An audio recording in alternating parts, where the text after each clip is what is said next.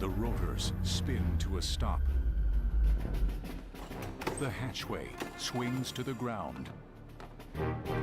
And the man with the most powerful job on Earth steps into view. Nobody else gets to do this. Nobody else in the entire world gets to transport heads of state like we do.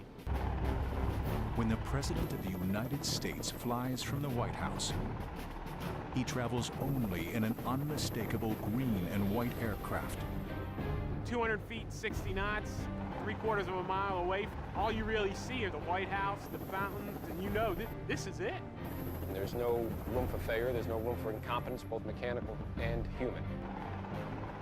Journey behind the scenes into a top-secret world few have ever seen. Fly on board Marine One.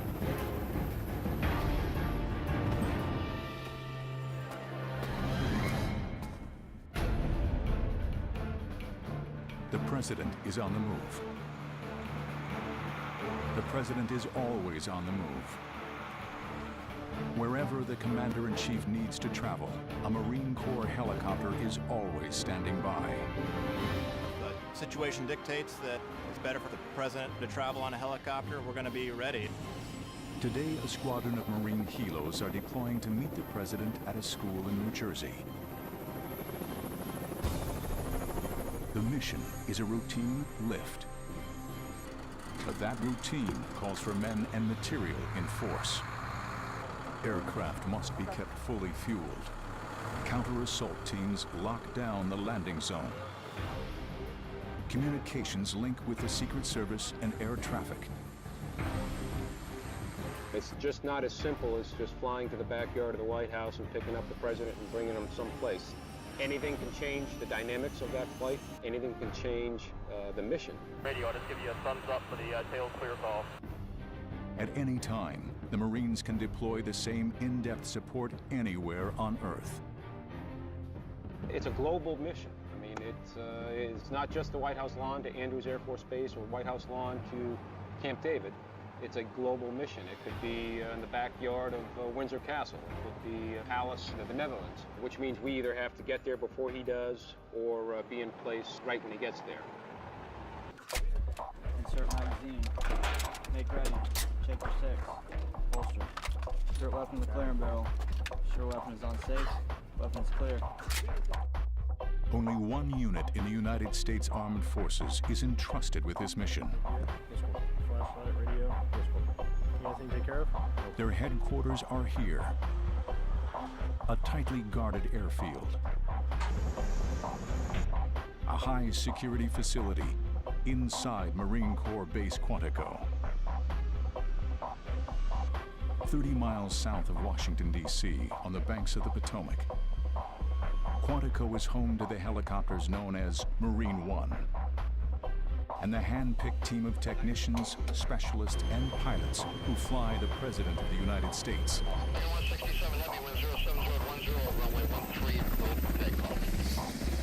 HMX-1, Marine Helicopter Squadron 1. HMX-1 is a special entity within the Marine Corps because of the job that we've got. My predecessor said it best in that we aren't a bunch of special Marines doing an average mission. We are a bunch of average Marines doing a very special mission.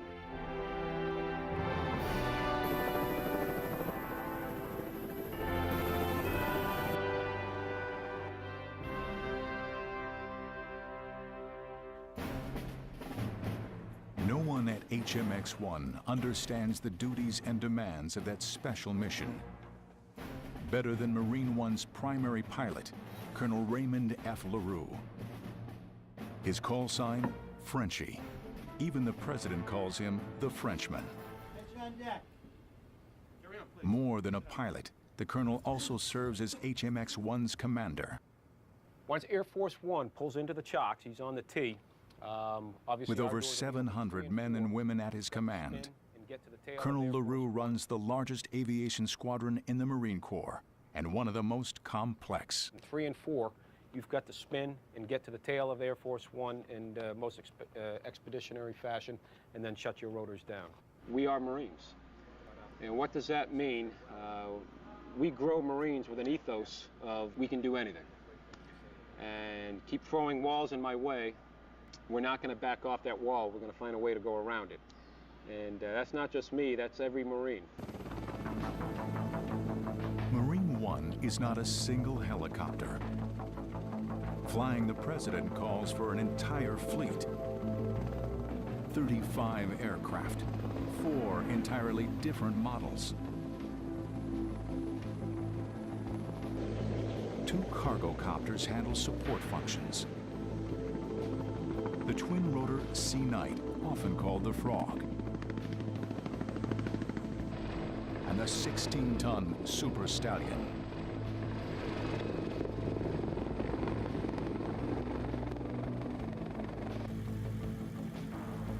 The pride of the squadron lives here,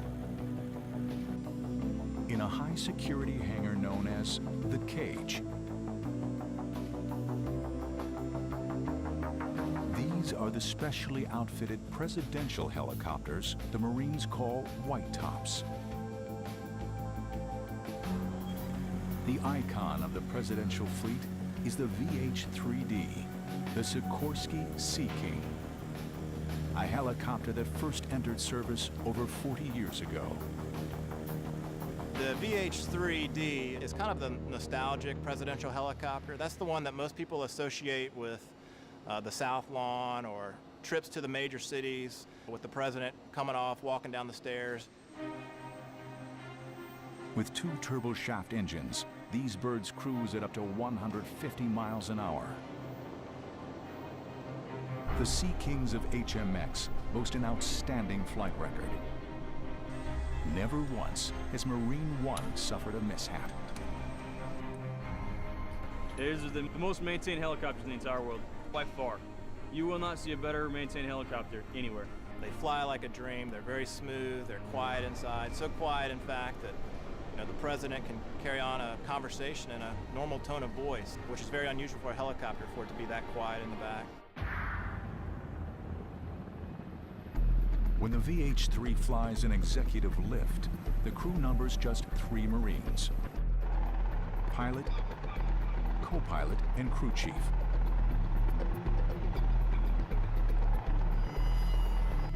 Over 70 feet long, the helicopter has room for a dozen passengers, including the Secret Service, and a special seat for the Commander-in-Chief. 251, short body 260, and contact your approach 132.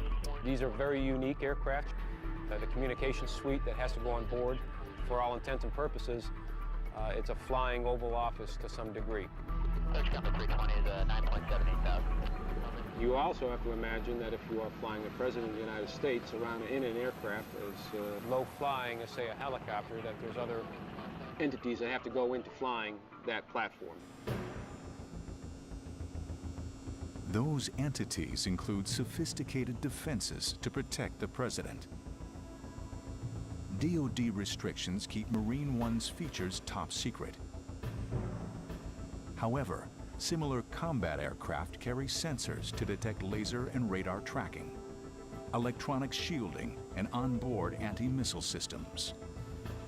I'm not going to really specifically discuss any of the aviation or aircraft survival equipment on board, but in the event that there is a problem that maybe we require support with, there are aircraft and assets on standby. Okay, any questions on the sequence of events in the 70 of the finest battle-tested aviators in the Corps are assigned to HMX. 1 flight is clear, 13 right, register. After 3 years of rigorous training, 4 pilots will be tapped to serve 1 year at the controls of Marine One. And I picked those pilots based on their capacity to make decisions, their capacity to handle situations when things aren't going as smoothly as they could. But it's certainly a complex decision. It's not one that's made easy, and it's one that I look very, very carefully at. Flying Marine One may be the goal for these pilots, but for every Marine at HMX, the mission goes beyond supporting the President. It begins with the toughest test in military aviation: flying warriors into the heat of battle.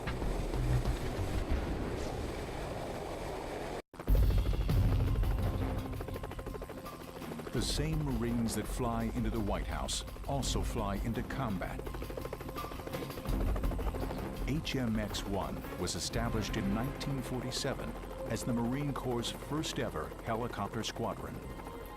The unit was commissioned to develop battlefield tactics for rotary winged aircraft, helicopters.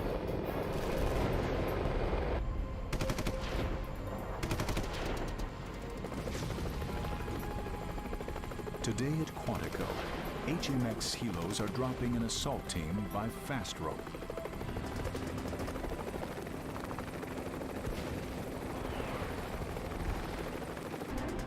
My combat experience, it really just brought confidence to this job.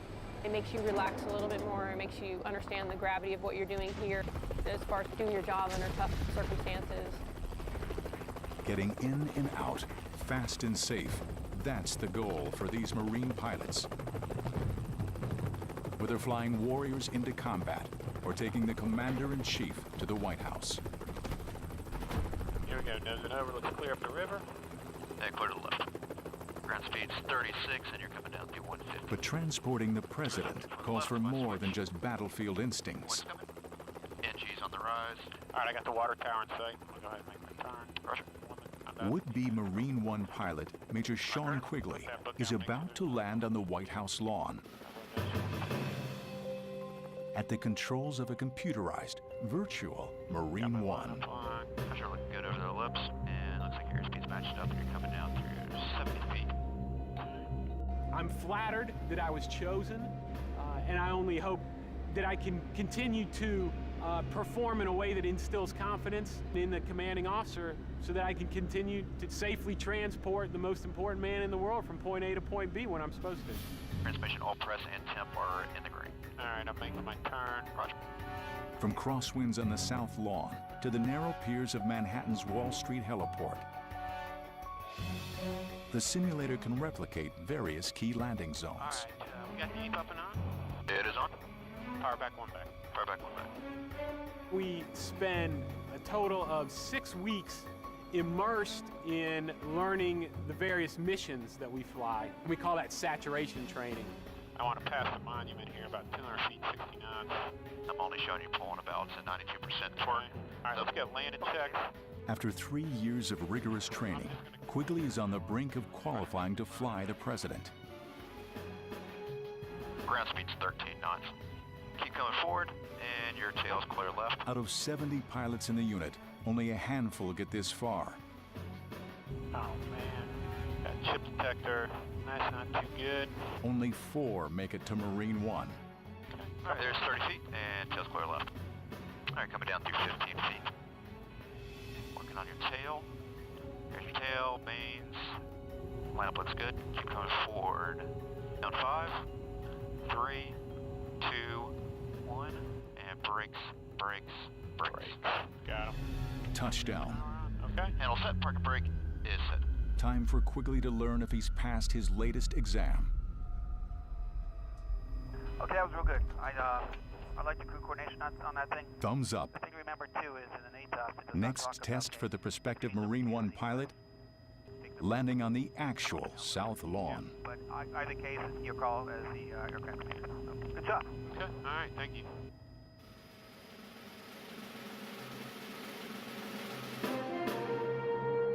Pilots are not the only crew members held to a standard of presidential perfection. You want to fly the president, you're not going to look unprofessional. You're going to open the door in a professional manner, you're going to make your turns in a professional manner. It's got to be dead on.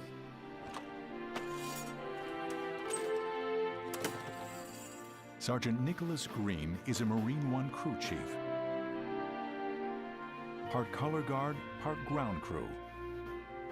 The crew chief handles the hatches, safety, and ceremony on every presidential lift. It's a large weight on your shoulders. You definitely have a lot to stand up for when you're in front of that helicopter.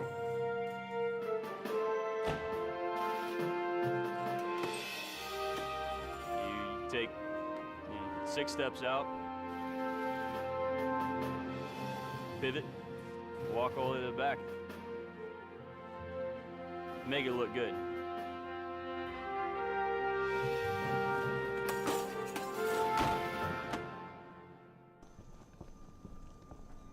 For Major Sean Quigley, today is game day, the test that will make or break his chance of flying Marine One. Landing on the White House lawn at the controls of a presidential white top. Target 45, heavy cross full at the Foxtrot, taxi right, Bravo to the ramp, mile of the ground, point down, okay? For this decisive flight, Quigley will lift off in one of the squadron's iconic helos, the VH-3. Cleared for takeoff. When you're flying the H-3, you really feel like you're flying a helicopter. Rate 30 Tango County, turnway 4 left position and hold traffic crossing downfield. It makes you do some work. You gotta be vigilant, but it's very rewarding in that it comes through for you every time.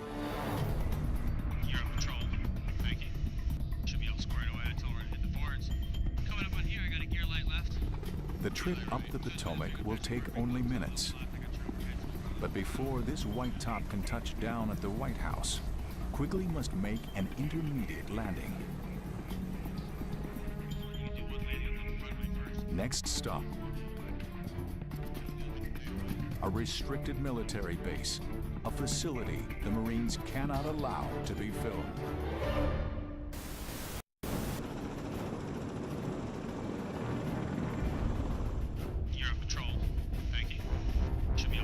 Presidential pilot in training, Major Sean Quigley has lifted off from a restricted airfield in Washington, D.C. Next stop, the White House. Quigley is about to face the ultimate Marine One trial. To become one of just 5 pilots approved to fly the president, he must nail the perfect touchdown at the White House. Not once, but 10 times. All right, so I'm gonna set up from over here. Yeah, even though. Yeah. Major Scott Volkert, veteran Marine One pilot, will monitor his every action. What Volkert reports will make or break Quigley's chances. Not every person that starts the Marine One syllabus will make it all the way through to become a Marine One pilot. There's 50, and you're clear left. Toes coming. Okay. Yeah, that's how you want to do it. You just keep that line of light right between you. Quigley must navigate an invisible maze through tightly restricted airspace. Okay, there's 200 feet. Okay, so I'm a little high and a little fast. Security regulations and heavy traffic at Reagan National Airport confine Marine One to a narrow, low-level flight path. There's your 200 feet. There's your 60 knots. I wouldn't get too far over there. You're probably pretty good here. Flying around Washington, D.C. below 200 feet, it's an almost indescribable experience until you've done it. The first time you do it, you don't want to be the pilot flying. You want the guy in the other seat on the controls because you just want to sightsee. And this is just good review for you. Okay. The Washington Monument. The last landmark. Over 500 feet tall, it towers above the helo. Okay, nice and easy. The ground's coming up, so it'll help you out. Volkert watches closely as Quigley turns into the final approach. There we go. Yep, you're good. You're coming down. Okay, there's 200 feet. 50 knots, that's fine. That's no faster than 60. All right. It doesn't matter how many thousands of takeoff or landings that you have. Don't cheat right on us. You make that turn around the Washington Monument, you receive your landing clearance, and you roll final on the South Lawn. That's when you fully understand the gravity of the situation, the responsibility that you have. Without exception, my palms start to sweat, get a little bit nervous. Okay, I'm putting this line between my legs. Yeah, right between your legs. Tree goes down the right-hand side. Just remember, we want to be over that fountain by, 90 feet. Oh, a good visual is clearing 150 and 50, so we're accelerating now. Saw it. Good line up. Don't cheat right on us. Good. Now just keep coming down. Now cheating right. Looking good. Looking good. Just keep driving forward. The South Lawn. 100 feet, 30 knots.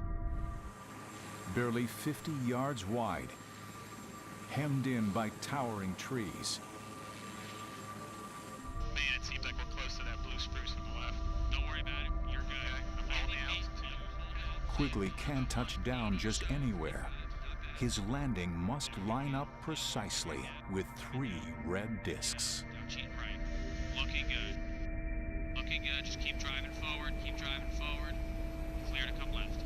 200 feet, 60 knots, 3/4 of a mile away from touching down. All you really see are those spots on the lawn, the White House, the fountain. You know, this is it. This is a big deal. Okay. Yep. Hovering 10 feet above the ground, one final maneuver. Quigley must rotate to line up the helo's wheels with the landing discs, each just 6 feet wide. Okay. Yep. 10 feet. When you are landing that helicopter, it's you. 15 feet back. It's all you. And that is a rewarding feeling. All right. 10 feet. Settle down to your 5. Looking good. And you're 20 feet back. Creeping it forward. Okay. 15 feet back. 10. 5. 4. 3. 2. 1. There's the edge right there. Roll forward another foot. 6 inches. Brakes, brakes, brakes. Brakes are set. Feet are off.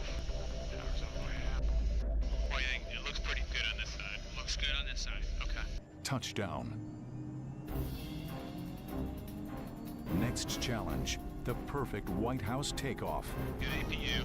Two's coming back, you're flying the head right up the right side. And after that, Quigley must repeat the entire process 4 more times before nightfall. Come right up to 105, fly straight out.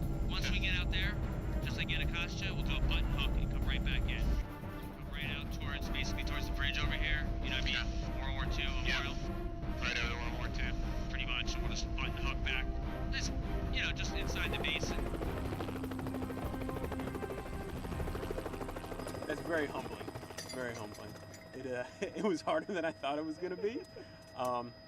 I've ridden over there a couple of times, and that's pretty simple. You make sure the turns are matched, and you talk on the radio.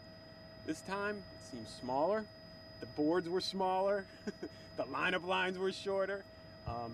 It was as if it was almost miniature. All right. Yep, 100 feet, 30 knots. Your next checkpoint is going to be. A few hours later, Quigley tackles his final trial of the day. 100 feet right now, good altitude, hold the altitude. A series of nighttime landings. You know that trace, so just keep coming left a little bit. This is the acid test for Marine One. But it will be weeks before Quigley learns if he has passed or failed. You're not clear left yet, not yet. Now you are. Okay. There's plenty of places that you can make some hiccups along the way, different situations that just arise where you may or may not have what it takes, if you will, to be a Marine One pilot HMX. 15 feet, 10 feet. Flying in and out of the White House is only one facet of Marine One's complex zero-fail mission.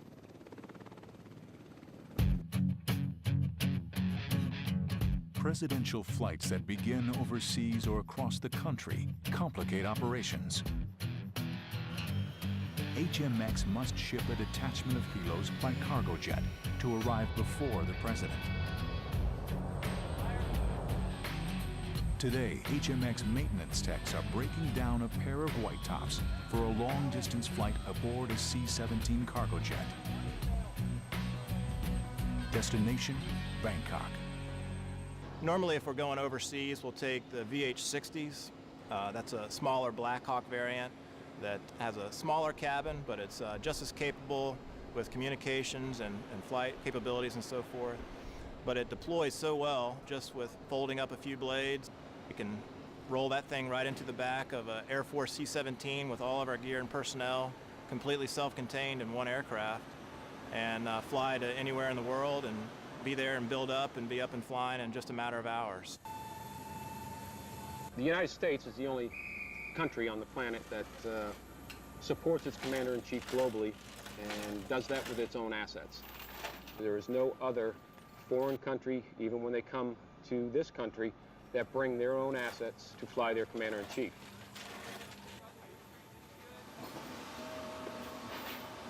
That is a unique facet of flying the President of the United States. By the time that the boss steps off the bottom step from Air Force One, we're ready.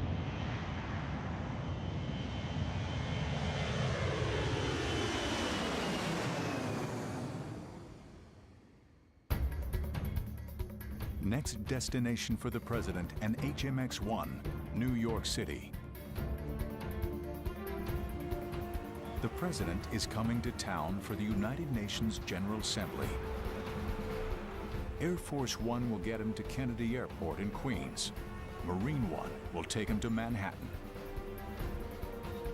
He'll land on this narrow strip of concrete jutting into the East River,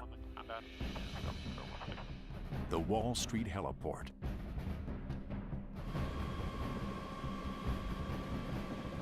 Like every mission, the work begins on the banks of the Potomac at Quantico and HMX-1. Okay, the mission flying the President to the Wall Street pad today in support of the United Nations General Assembly, which makes things a little bit more complex for us in that there's probably going to be a whole lot more helicopter traffic in and around Manhattan than normal. Preponderance of that traffic is going to be centered around the Statue of Liberty, but there is some coming down the East River and going over to the Hudson River, so we'll be wary of the fact that it could be a very, very densely populated airspace today. Okay, the Wall Street pad, we've all landed. It's akin to landing on a ship. 3 days before the mission, a Marine advance team hits the pad at the Wall Street heliport. You can really box yourself in if you land 3 before 4. I mean, you can't really help here. Major Rick Barnes and Major Kevin Duffy will block out the exact choreography for the presidential landing. To avoid calling attention to their work, the Marines dress in plain clothes instead of uniforms. Stand in square. I want your nose wheel. And then as they're coming in, you direct them and then you get out of the way. Stand over here and pull them as far forward as you see. Tell them the number usually and they you can, but that's a little bit. Everything looks good here. This is where we'll put Nighthawk 2. Across town from the Wall Street helipad, a full-scale military landing is underway. The U.S. Marines are setting up a beachhead at John F. Kennedy International Airport. For the next 96 hours, this secluded corner of one of the world's busiest transit hubs will be transformed into a high-security military base. It's huge. It's very surprising to a lot of people, the effort that goes into it. When you think about just our squadron alone, we have 70 people here just for the helicopter movements. You got Secret Service, White House Communications Agencies, White House Military Office. It's a lot of people.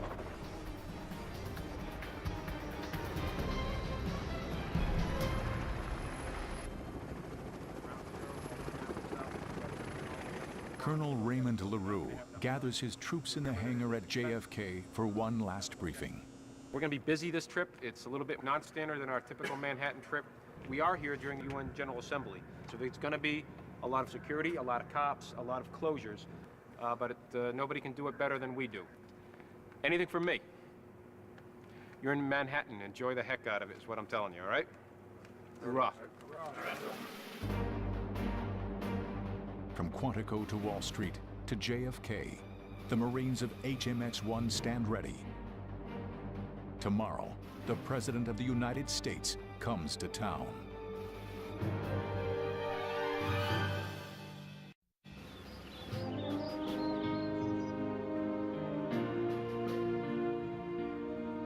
The south lawn of the White House, the President's backyard. A place for receptions and ceremonies where children roll Easter eggs each spring. But today, White House groundskeepers are rolling out a landing strip. With 3 red circular pads, they mark out the precise site for each of Marine One's landing wheels. So they just weigh about 160 pounds apiece. They're half-inch aluminum, 6 feet in diameter. They serve not only as a visual reference for the pilot to come in and land on, but they also help distribute the weight of the aircraft evenly across the lawn, because if a huge helicopter, the wheels touch down in the exact same spot every single time, we'd end up with huge divots out on the south lawn. That's the president's backyard. That's the last thing we want out there. The angle and location for the landing has been meticulously calculated for safety, ceremony, and the president's convenience. What we're looking for out here when we set up is we want to align with the doors that go into the diplomatic room, exactly with the Jefferson Memorial down south, and that's what we're lining up on. 8 a.m. Marine One is due to pick up the president in 2.5 hours. The trip is an aerial relay race.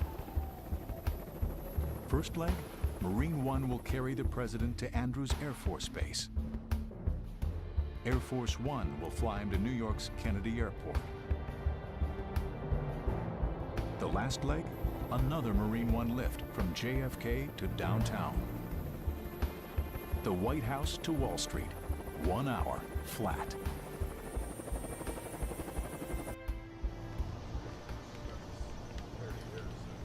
That's true. 20 minutes before takeoff, guests in the press corps are ushered into viewing areas around the South Lawn. Every time we land on the South Lawn, there's hundreds of people out there that are seeing the president off or there to greet him. At 10:24, right on time, the presidential white tops appear on the horizon. One helo heads straight for the landing pads.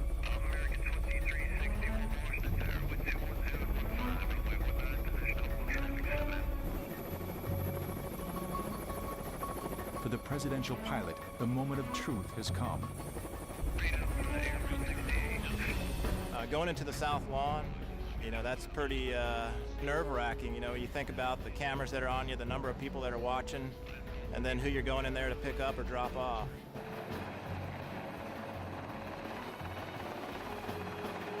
First time I landed on the South Lawn, it was overwhelming. I couldn't believe I was doing it.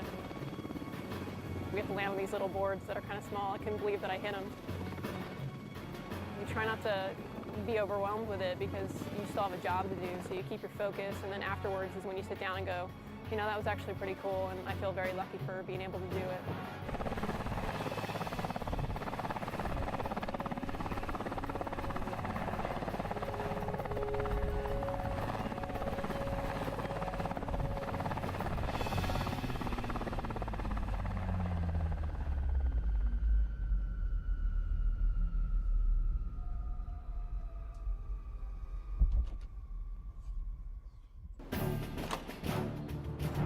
The crew chief drops the stairs, and the ritual march of presidential boarding begins.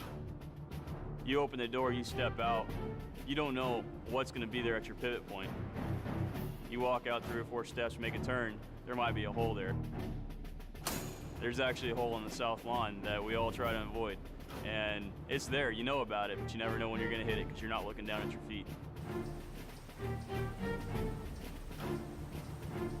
Marine One is not a single specific aircraft, but an exclusive presidential call sign.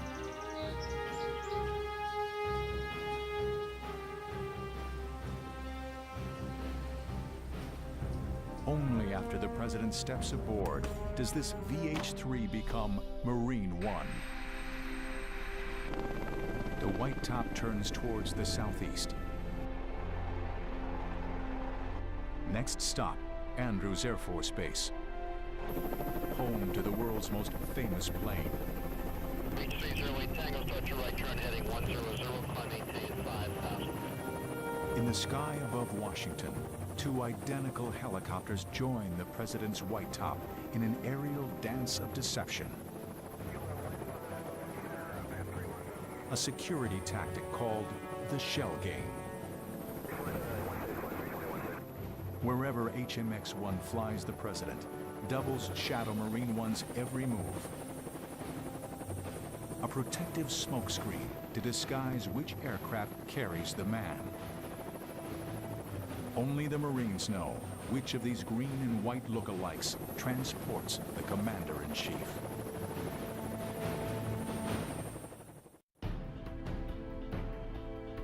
At Andrews Air Force Base, the world's most recognizable plane stands ready for takeoff. On board, her crew is poised and waiting for one special passenger.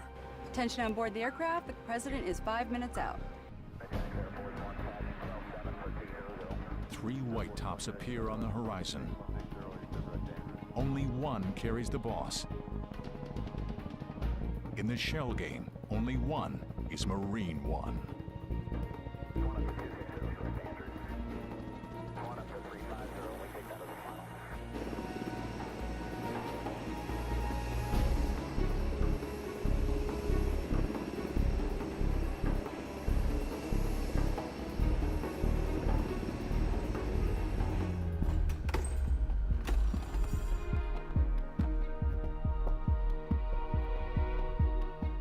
There's a lot of stress involved in our job. It's not combat stress. You're not getting shot at. You're not worrying about supporting other Marines anywhere else. You're worried about supporting the President of the United States. That's a big load to carry.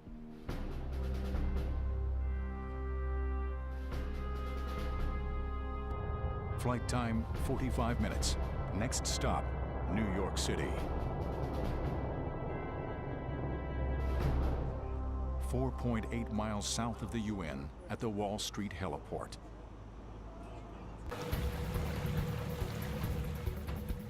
Access to the pad is strictly controlled. Patrol boats sweep the harbor. Bomb-sniffing dogs and explosive experts check every vehicle. Secret Service counter-assault teams take position. The weather, mild. Wind out of the northeast. T-minus 22 minutes. At JFK, the helos of HMX-1 stand by, poised for liftoff. Marine One pilots and co-pilots take the field. Colonel LaRue will fly the president.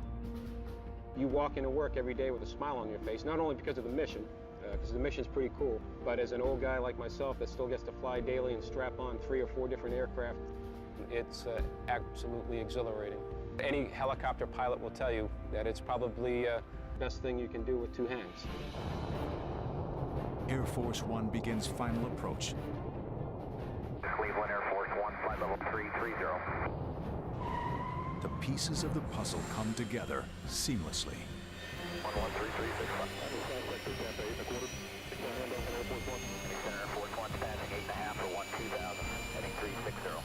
Air Force One, I think the gravity of this job really hits home when you're sitting there just chatting, and then all of a sudden the big jet comes at you and the president walks down the stairs. So I think if anything, it makes you really sit up a little bit straighter and take your job a little more seriously. It's when those big engines are coming at you and that stair goes down.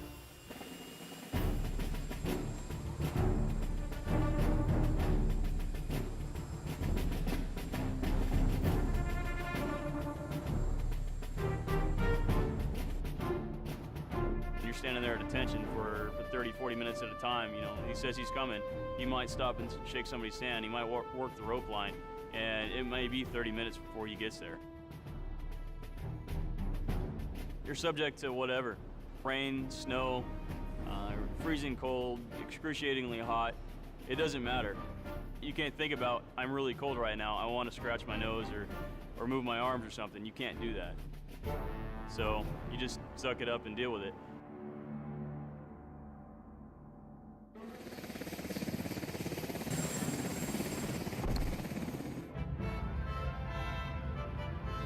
The President of the United States is in the hands of Colonel Raymond LaRue.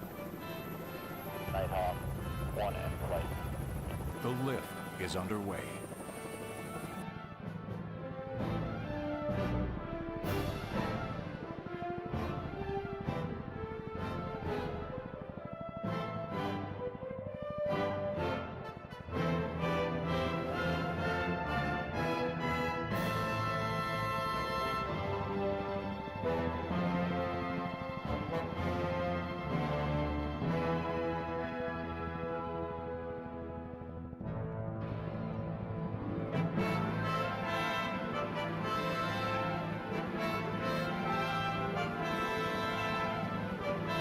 Doing this particular mission in Manhattan, first of all, it's a treat to fly around Manhattan.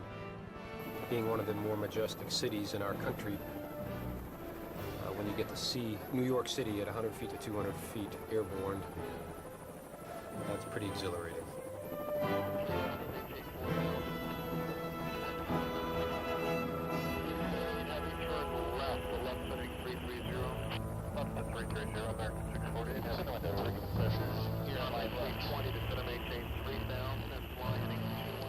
But it's also very challenging in that some of the busiest airspace that this country has that we fly into.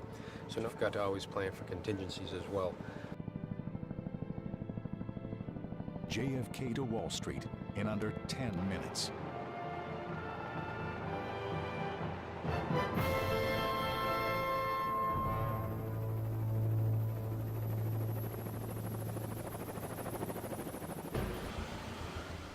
At the Wall Street heliport, the pad is clear. The presidential motorcade waits for the last leg of the trip.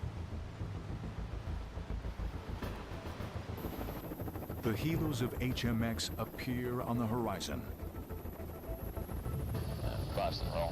Now is the time for Frenchie and his team to earn their stripes. For this presidential mission, not one, but 4 helicopters must squeeze onto the pad. A concrete pier smaller than a football field. 2 troop carriers with press and support staff land first.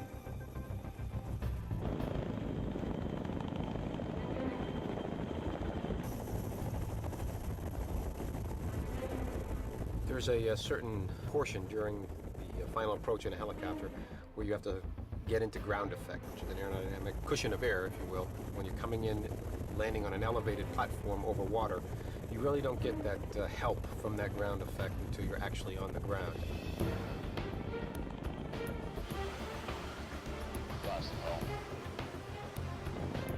Next to touchdown is a backup presidential white top.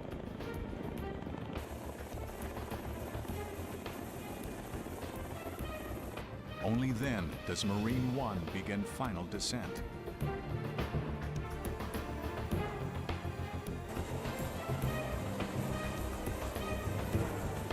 When we get there, Wall Street pad is already clobbered with aircraft. Depending on how the winds are, we've got to get in there. We've got a very small space that we have to land in. But you only get one shot at it.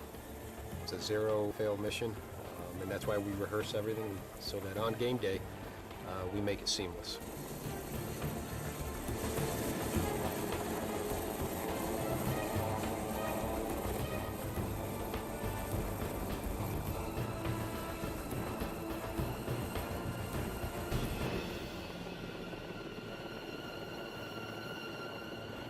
Touchdown. The latest in a 51-year string of perfect landings. Once again, the Marines of HMX have delivered. You'll go out there and you'll have the most important person in the entire United States 2 steps away from you. He salutes you as he walks on, he salutes you as he walks off. That's pretty humbling. He's saluting not only you, he's saluting the pilots that flew him, he's saluting the Marine Corps, he's saluting the United States every single time he walks on and off. And it is pretty amazing. It's a pretty humbling experience. Now, the Secret Service takes over. The president boards his limo for a high-speed run uptown. Transit time from the White House to the UN, less than 90 minutes. Moments later, the helos take off and head for JFK to prepare for the next lift. They're due back on Wall Street in just 43 hours. 1,000 miles away, an HMX team is on the ground in Florida, locking down the next mission. In Quantico, the squadron is wrapping up for trips to Alabama and Kansas. Even if there's not a scheduled lift plan, we'll take a helicopter wherever he goes. We're always there whether we're used or not. And yes, the President does always, if he rides on a helicopter, he rides on Marine One, a helicopter from this squadron. This is the job of Marine One. A military mission that never ends. Wherever he needs to go and whenever he needs to go, we'll be there. It's a great honor. It's an awesome experience, and it's something I'm very proud to be able to do, and it's something that I would never have the opportunity to do anywhere else other than here.